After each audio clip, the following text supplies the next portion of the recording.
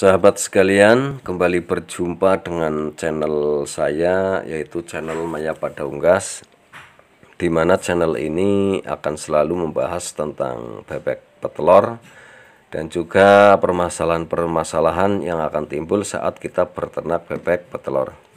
Sahabat sekalian, pada kesempatan kali ini saya akan membahas kelebihan dan kekurangan ataupun kebaikan dan keburukan kandang bebek petelur sistem panggung. Kandang bebek petelur sistem panggung. Pada episode berikutnya nanti saya akan mengulas juga kelebihan dan kekurangan dari kandang bebek petelur sistem baterai. Oke, sahabat sekalian, kandang bebek petelur sistem panggung itu adalah kandang yang bebek peliharaan kita itu berada di panggung, tidak di tanah. Di mana bebek kita beraktivitas itu ya sepenuhnya berada di panggung.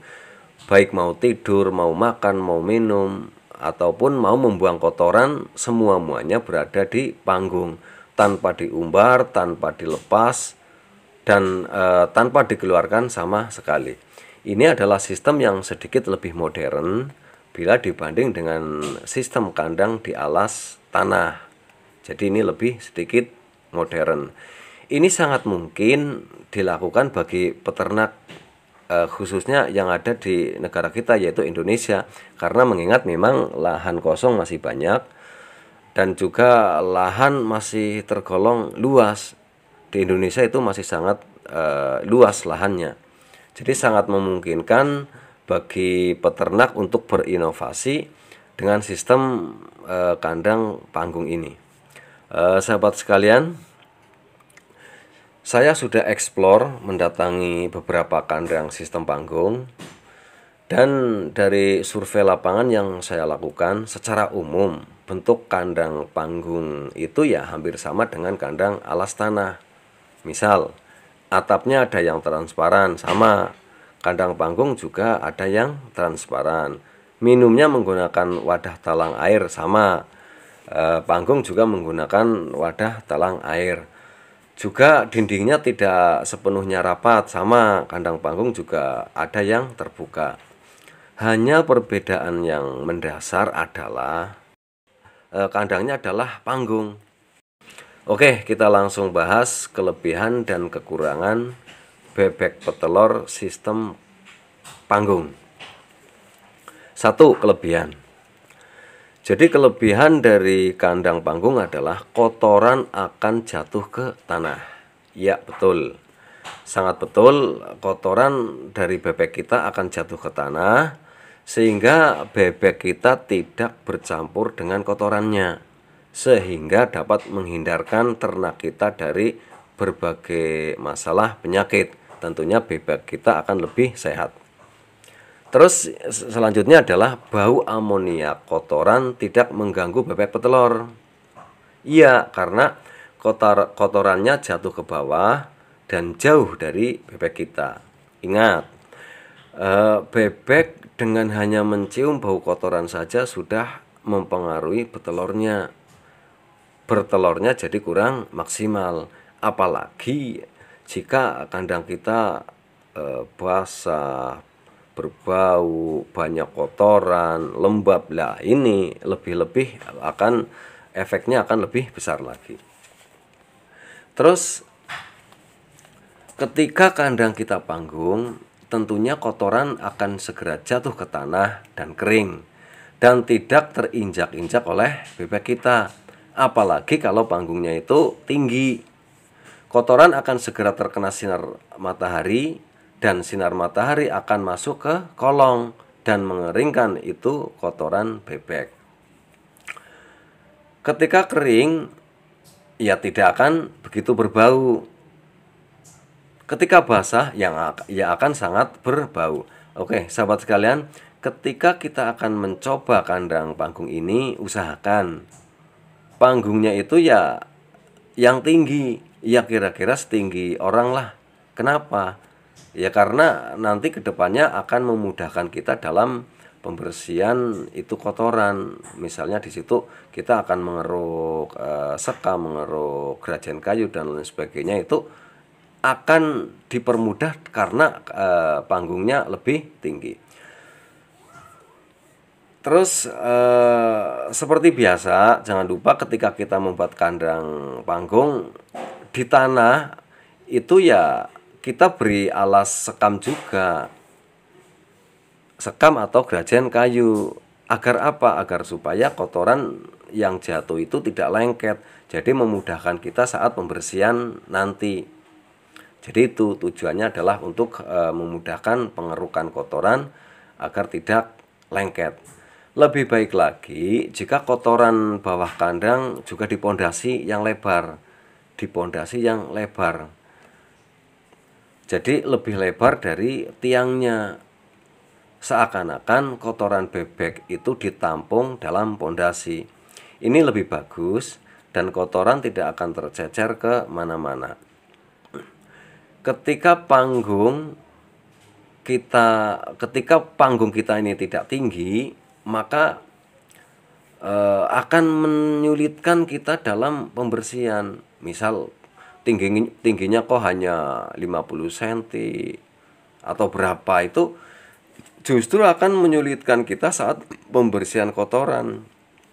Dikeruk susah, disemprot air susah, pokoknya serba menyusahkan segalanya. Lebih-lebih lagi sinar matahari tidak bisa masuk kolong. Iya, tidak bisa karena terlalu rendah. Berbeda ketika kolongnya adalah tinggi.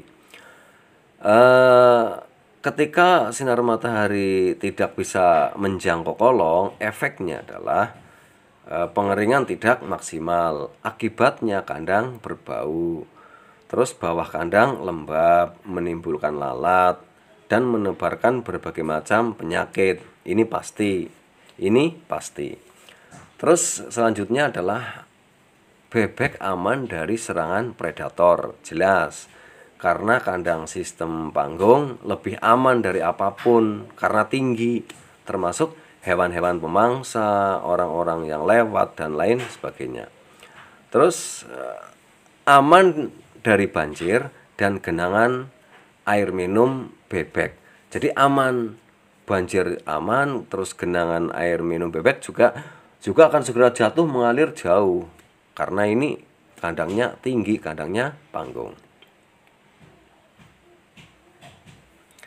Sahabat sekalian, itu beberapa kelebihan ataupun beberapa keuntungan saat kita menggunakan kandang sistem panggung. Nah, sekarang kelemahannya adalah satu, kotoran tidak semuanya jatuh ke tanah. Lah, ini yang menjadi masalah.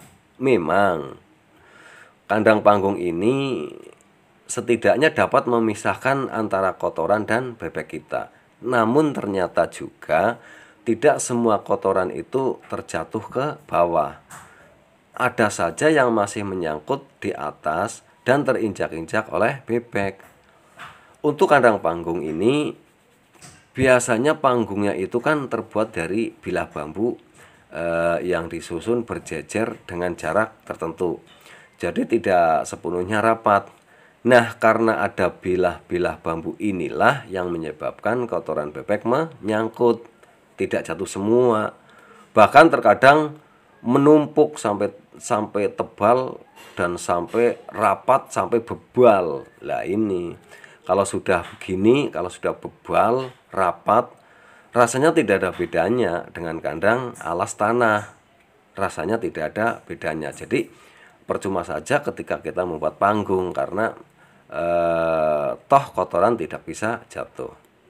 Nah, bagaimana cara mengatasi hal ini? Untuk mengatasinya ya usahakan bilah-bilah bambunya jangan terlalu lebar. Ya kisaran 2 cm sajalah.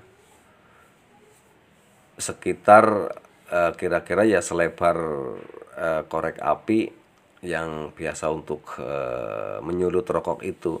Jadi lebarnya sekitar sekorek api itu, tebalnya juga sekitar itulah. Jadi ideal. Terus usahakan jarak antar bilah juga yang agak renggang, jangan terlalu rapat. Agar sebagian kecil saja kotoran yang tersangkut.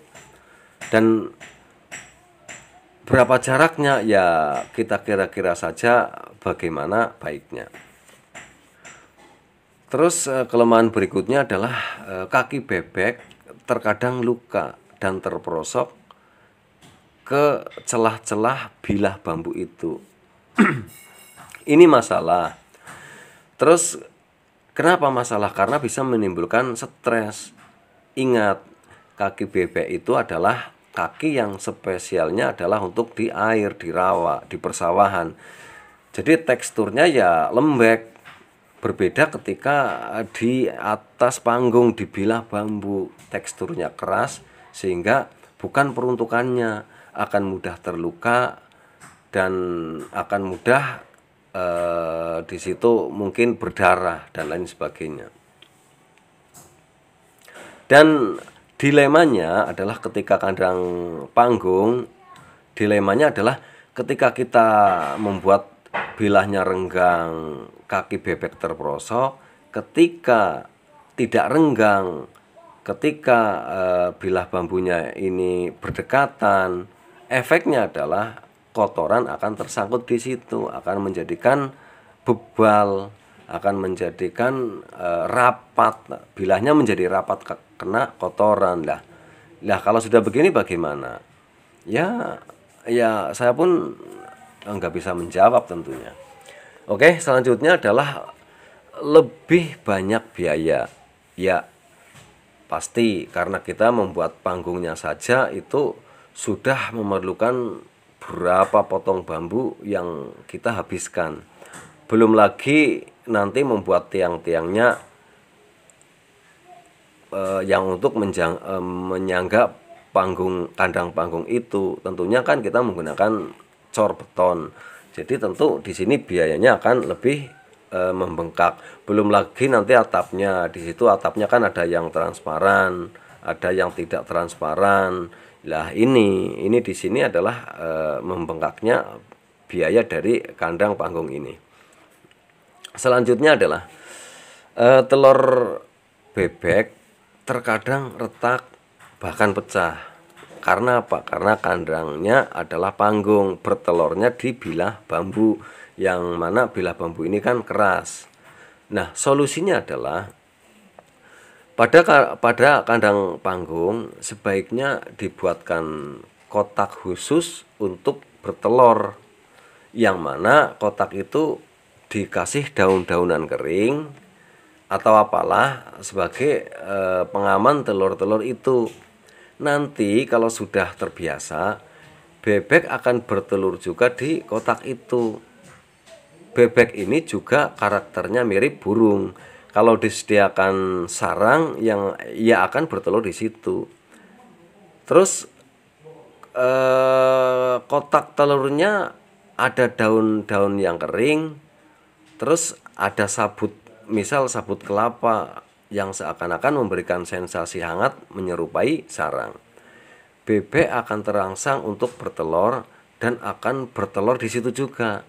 Namun jika tidak dikasih daun-daunan kering, ya tetap bertelur juga di kotak itu. Hanya risikonya ketika tidak dikasih daun-daunan kering, maka seringnya telurnya itu akan retak dan pecah.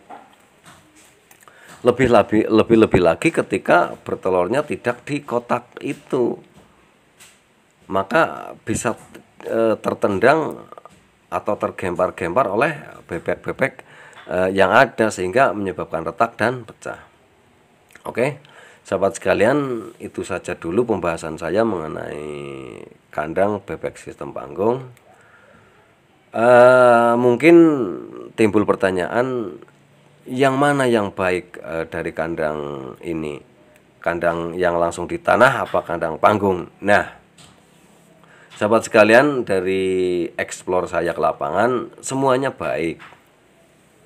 Saya mempunyai teman yang kandangnya panggung punya, yang teman saya yang kandangnya di tanah punya.